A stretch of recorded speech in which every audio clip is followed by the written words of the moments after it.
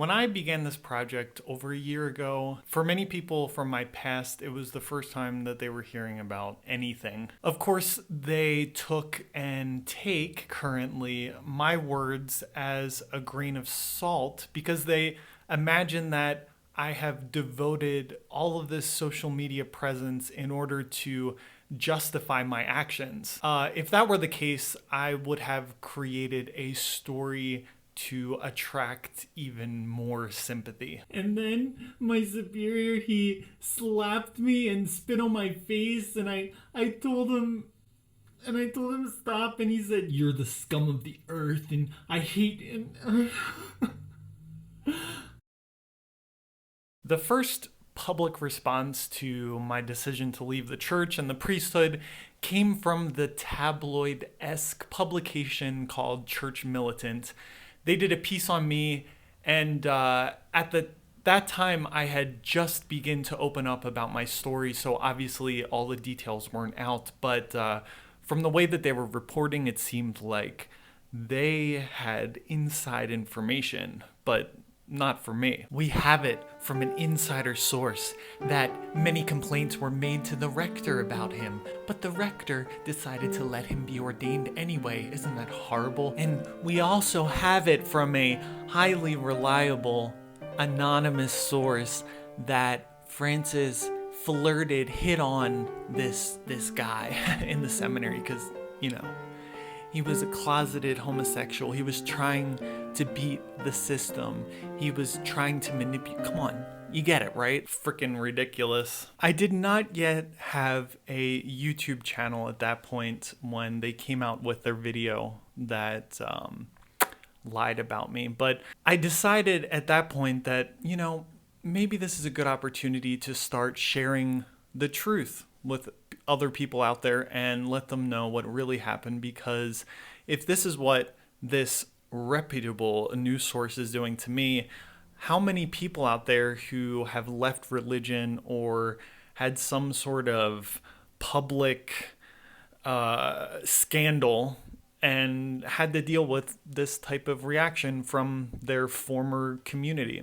Maybe they could hear my story and feel that they weren't the only ones. And so I made a response video to Church Militant. I also received a lot of messages from people from my past, friends and family, who related similar talking points that were alluded to in the Church Militant narrative about me.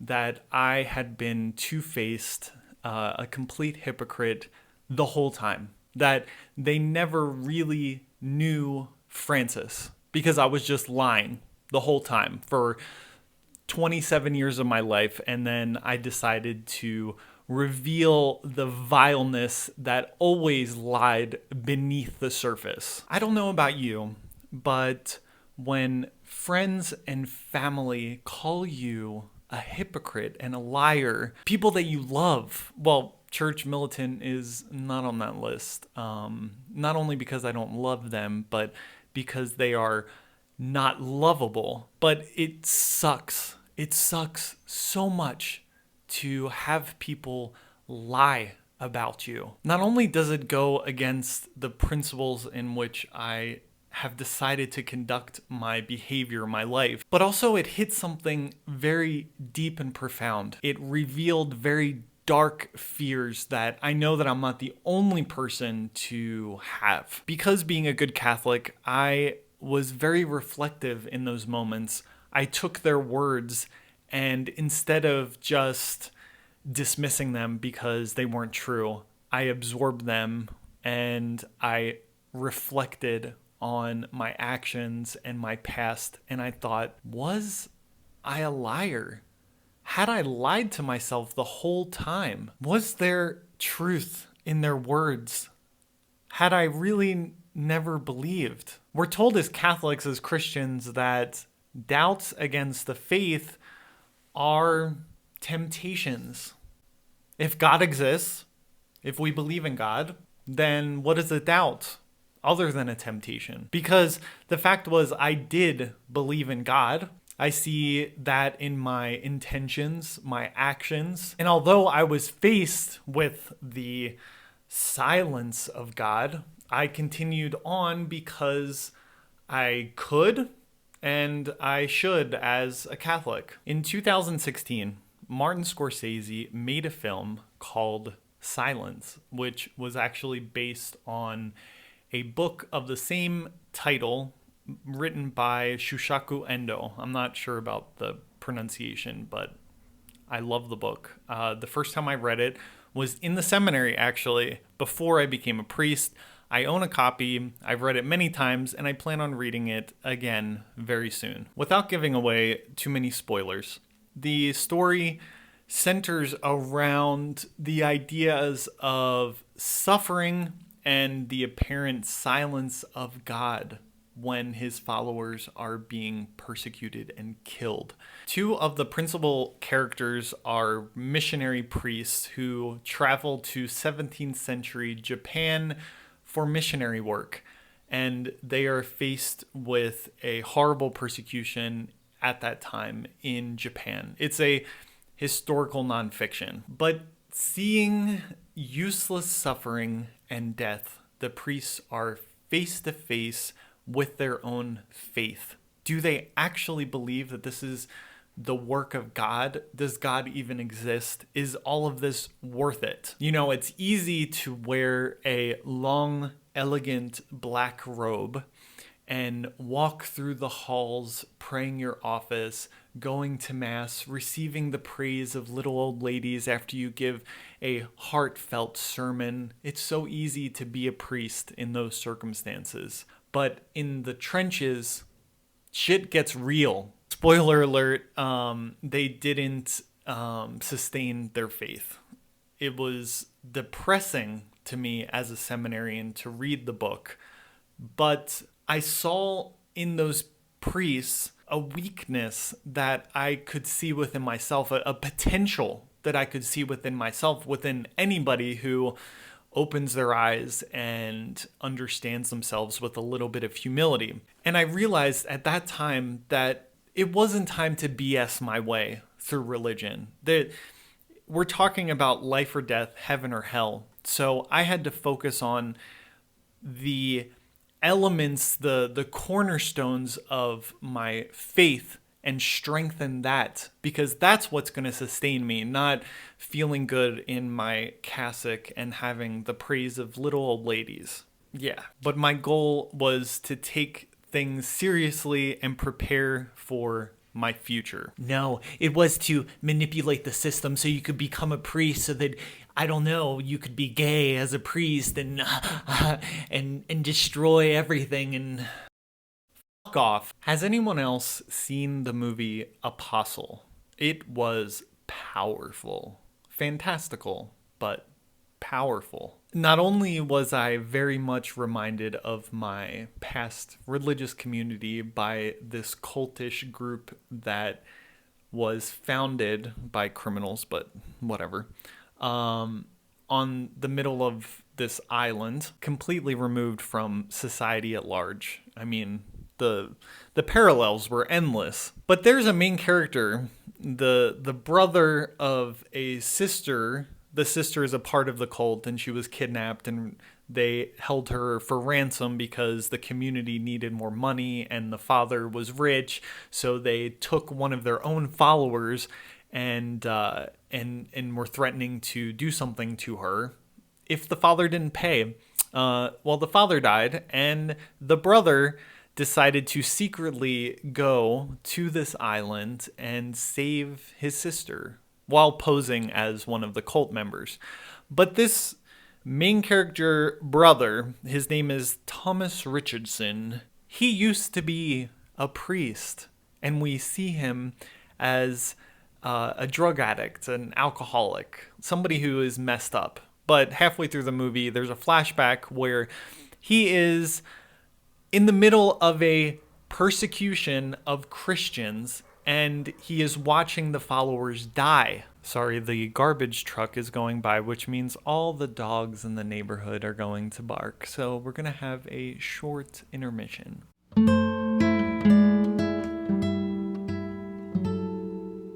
Anyway, the guy was a former priest. I really cannot get away from these type of characters. It seems like every time I put on a Netflix movie or series, there's something about a priest, or, it's probably just God trying to touch me and want me to come back. But it did remind me of the book that I was talking about and the movie from Martin Scorsese, Silence.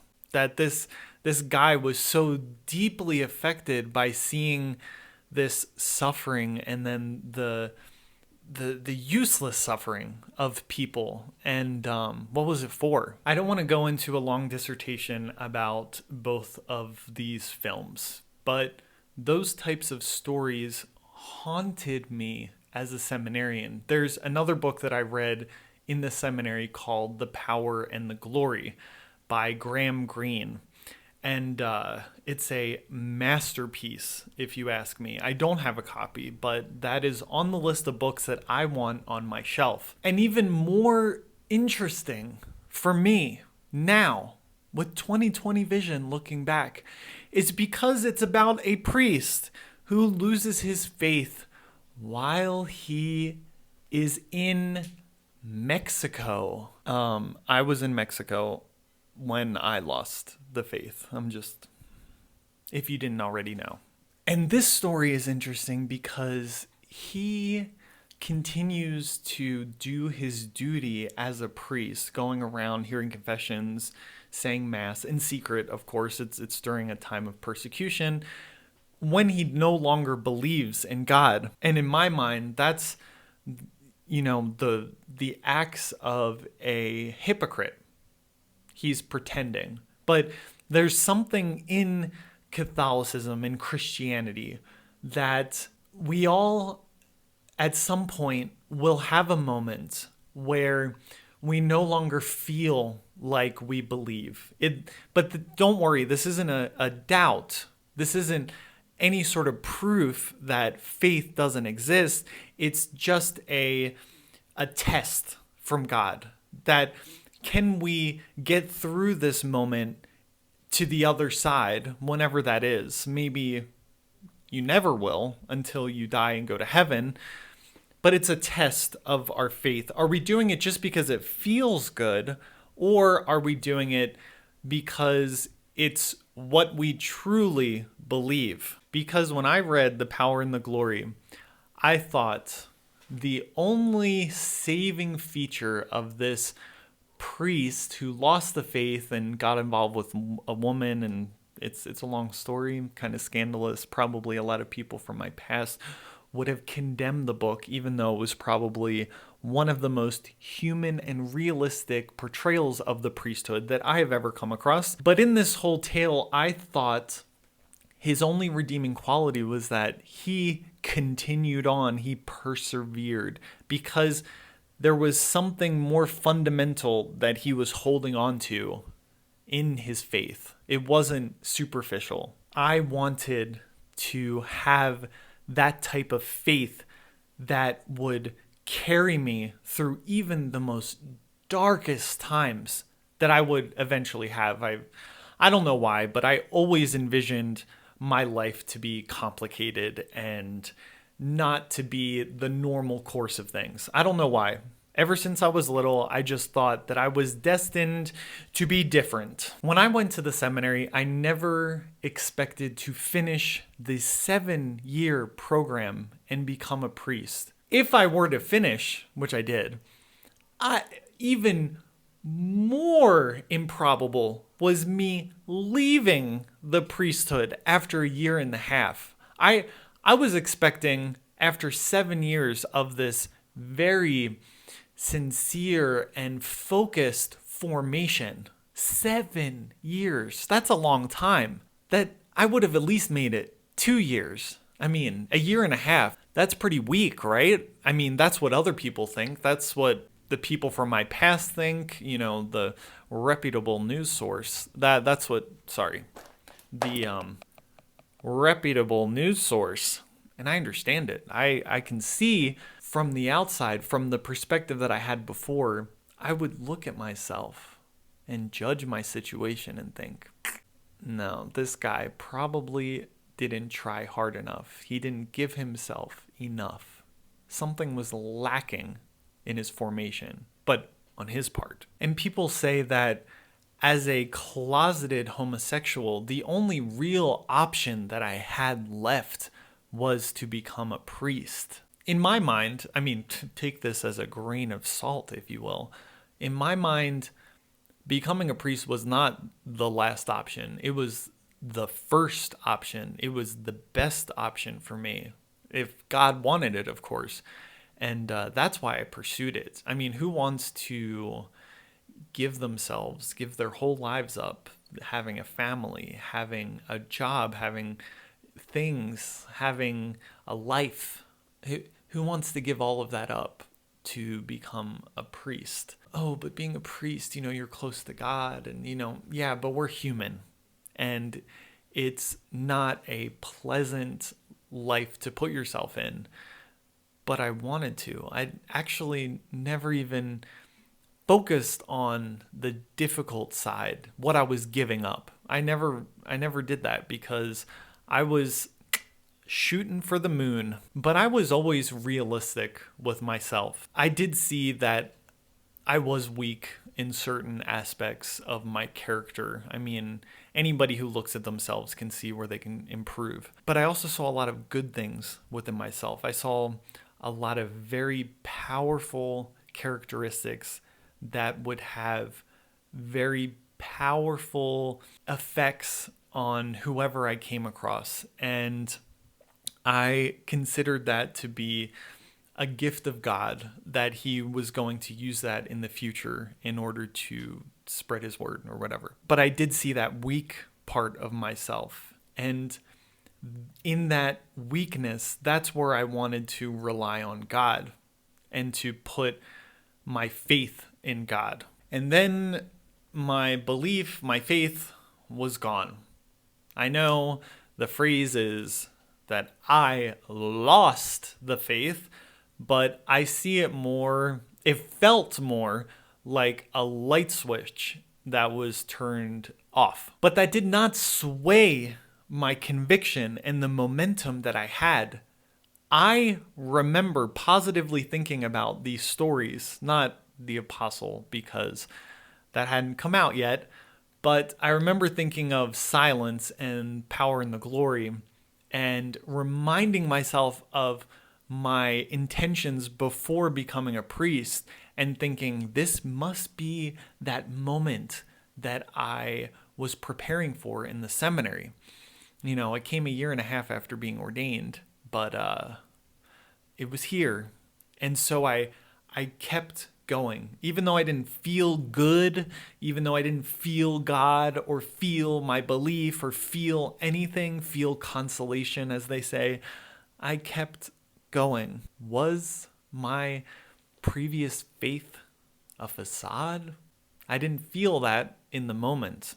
I kept going. I went to my superiors. I followed the proper protocol in order to get the help that I needed. If you want to hear more details about that, I'll leave a link in the description about what exactly happened, but I did not get the help that I needed. But all of this is to bring up a deep and dark fear that I think that every believer, if you're honest with yourself, if I'm honest with myself, has, and no one talks about. These ideas like, what if everything I believe isn't true? What if my faith isn't real? Because honestly, it's easy to do anything when it's convenient. It's easy to follow along with certain prescriptions, even if they hurt a little bit. It's easy to just keep going, follow the momentum, the rhythm of life, and kind of adapt yourself to the circumstances. But when obstacles come up, those are the moments where you actually come face to face with yourself and what you actually believe. We can't expect to go through life without trials, without any sort of questioning of what we believe. Of course, as I said before, the questioning of the belief was a sin in Christianity and Catholicism. To positively doubt about God and the faith was the sin. You needed to go to the little box in the back of the church and say that to the priest. And all of this was training, was some sort of conditioning, because what happens if you're constantly having this reaction to little moments of doubt?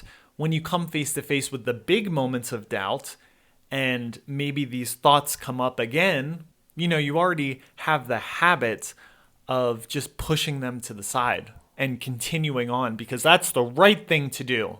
When I left and I told people from my past about what happened, they had their protocol wired into their brain of how to treat me, how to treat somebody who left the faith. These are the prescriptions that you follow. These are the words you say. This is the behavior of a Christian, of a Catholic. They forgot that they were dealing with Francis, the same old Francis from before. But looking at us who have doubted, have left religion, did we just lie to ourselves the whole time, and now we are just accepting reality? Well, maybe. I don't know. You don't know. No one can prove that the object of our faith before was true or false. So what do? I believed in God with all my being, enough to want to give him everything.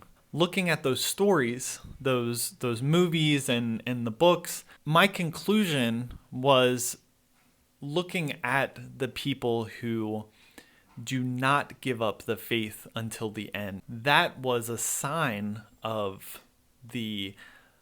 God speaking to those people who were doubting. Like, this is beyond human power to withstand a martyrdom, which is what it was, to die for the faith. And I was willing, and not just like, you feel high off of, religion, and you say things and you think things, but I was willing to completely give myself until death. That was my intention, going to the seminary, becoming a priest. But without any sort of action that was required of me to give up religion, to deny religion, for me to, as in the movie Silence, there's a scene where the officials put a image of Jesus on the floor, and all you have to do is put your foot on the image and you will be saved. You won't be killed. And I was never given that type of option. If there was nothing evident like that where I said, I hate God, I no longer believe, I deny God. It was never like that. It was, like I said, a light switch, on, off. Through this whole experience, one thing that is so evident to me is that I will never be in a position to judge somebody because of what happened, leaving religion or something like that. If they do something bad, if it's something criminal, that's a different story. And unfortunately, there are priests who have left religion because of criminal activity, and they have to deal with that. But for a lot of people who leave for legitimate reasons, I'm not in a position to judge them and say anything about who they were before. You didn't try hard enough or stuff like that, or the things that one of my best friends from before, who was like a sister to me, wrote to me in messages. When you had friends who would help you and did help you, like giving you the recommendation for the psychiatrist in California and offering to pay for it, and you abandon them for some idea of false imprisonment, you can only blame yourself for your problems. You made choices, Fran. By the way, only close friends and family call me Fran. You lied to your entire family and friends and misled everyone. For 7 years, you lied. Stop blaming everyone else. I even gave you my credit card number. You chose not to talk to a very good psychiatrist who would have walked you through this journey. You chose not to accept. That seems so clear. I wish that it was that clear to me. I could have cared less that you identified as gay, and you know that. It was how you did what you did and the superiority complex you had when you were going to save the world in both instances. You left your mom to me. Quote, she will really need you now, unquote. Your social media crusade is just as bad as your previous spiritual one. What's next, Fran? What drama will you dish out next? You did not have to abandon our friendship or your family. Choices. You made choices, and I hope you're happy where you are. I am at peace with it all. I don't need friends who suck the life out of me. I have God and peace. Seriously, I hope you find them too. Hearing those words from someone who I really considered very close, like a kindred spirit, hit me hard. And it's not because I feel bad by her accusations. I know what I did and why. I have to live with my choices. I have to live with my choices, not them. So making me feel bad doesn't do any good. The worst part is when she vocalized what I believe many people in my position or similar position have thought. That I was just a complete fraud during my time in religion. Complete fraud. I was lying to my family and friends. How horrible is that type of accusation to tell somebody that their entire life up to that point had been a lie. Of course, I could give this person and the other people who have contacted me like this the benefit of the doubt. I could be the Christian in the situation and try to be understanding and see that they're stuck in a certain way of viewing the world, a certain lens, and that's how they're judging me. They don't really mean it. Maybe they're just upset and they're not seeing things clearly. I could do that, and I do that because I love these people. I truly love these people, but damn, that hurts. Like the priests in these stories, was their faith, their belief real? Was it a lie just because of what happened to them? Just because they eventually left the priesthood? Did nothing good come from their life of devotion and dedication? Normally in Catholicism and Christianity, we talk about even the stain, the residue of sin being wiped away when God forgives. That's how powerful his forgiveness is. But is the same true of the good, the residue of the good, of the devotion and the generosity once we make an apparently evil choice? That's what scares me of that mentality, that things are just so GD black and white. And seeing the downfall of these fallen priests in the stories, they become consumed with darkness and misery. They try to fill the void, drinking alcohol, sex, drugs, because they just feel so miserable about themselves. They feel like such a failure. And that potential was in me.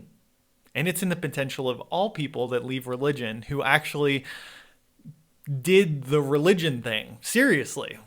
And then to have people condemn you for being that failure. And here's a twist.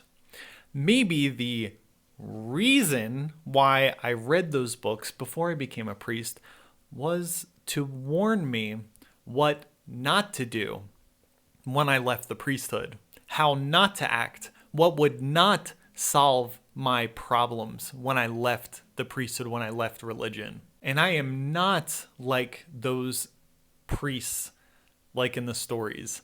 I am not wallowing in my misery. I am not deafened by the silence of God. I am not numbing my conscience with drugs or alcohol. Sex isn't the only high that I seek in order to keep me from feeling the low of my bad choices. And to any of those people who are watching this video from my past, the only thing I can say is stop being so hard on yourself and others in your life.